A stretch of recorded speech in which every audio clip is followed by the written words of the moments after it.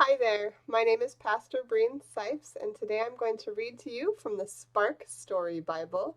We're going to be reading the story Queen Esther, and it begins on page 152 in your Spark Story Bible. Because this is a read-along video, why don't you take a few moments right here to get to that same place in your Spark Story Bible, and then we'll be ready to begin. The page looks like this. 152. Let's read. Queen Esther. Once there was a young girl named Esther. Her cousin, Mordecai, worked for the king. When Esther's parents died, she went to live with her cousin in the palace. Esther learned new things, wore dazzling clothes, and grew into a beautiful young woman. When the king saw Esther, he said, "I am so happy. I want you to wear this crown and be my queen." So here's the king, and here's Mordecai with Esther next door right there. And we'll learn about him in just a minute. Now, Esther and Mordecai were Jews, and many people did not like Mordecai or the Jewish people. But the king was a wise man, and he always listened to what Mordecai and Esther had to say. One of the men who did not like Mordecai was a very proud man named Haman.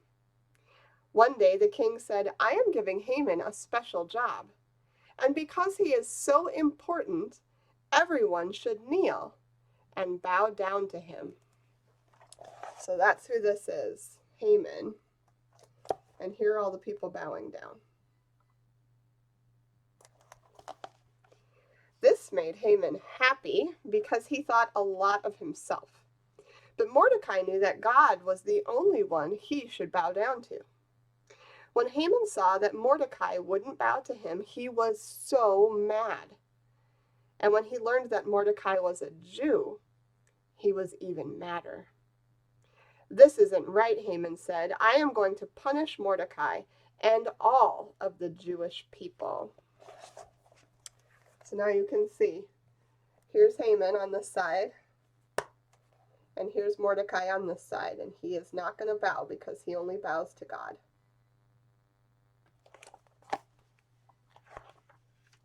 Haman saw that the king loved Esther and that he listened to Mordecai, and this also made him angry.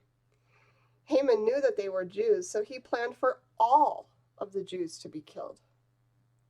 But Esther was smarter than Haman. "I have found out something important," Esther told the king while they were eating at a banquet. She told him of Haman's plans to kill all of the Jews. When Esther told the king that Mordecai was her cousin and that they were both Jews, the king wasn't mad at her. Because the king loved Esther so much, he gave Mordecai the job that Haman had before. "Here is my ring for you to wear," the king said to Mordecai. "Write a message to all of the Jews in my name and seal the letters with my ring." The letters that Mordecai wrote went to people all across the land, and they celebrated with music, feasting, and dancing. "Hurrah for Queen Esther," the people cheered. "Because the king loves her, we are saved." So here's the picture of the feast. The king and Mordecai and Esther, and then down below are all the people having a party. The question is, what would you have done if you were Esther in this story, and why? I hope that you enjoyed this read-along of the Spark Story Bible, the story of Queen Esther. See you next week.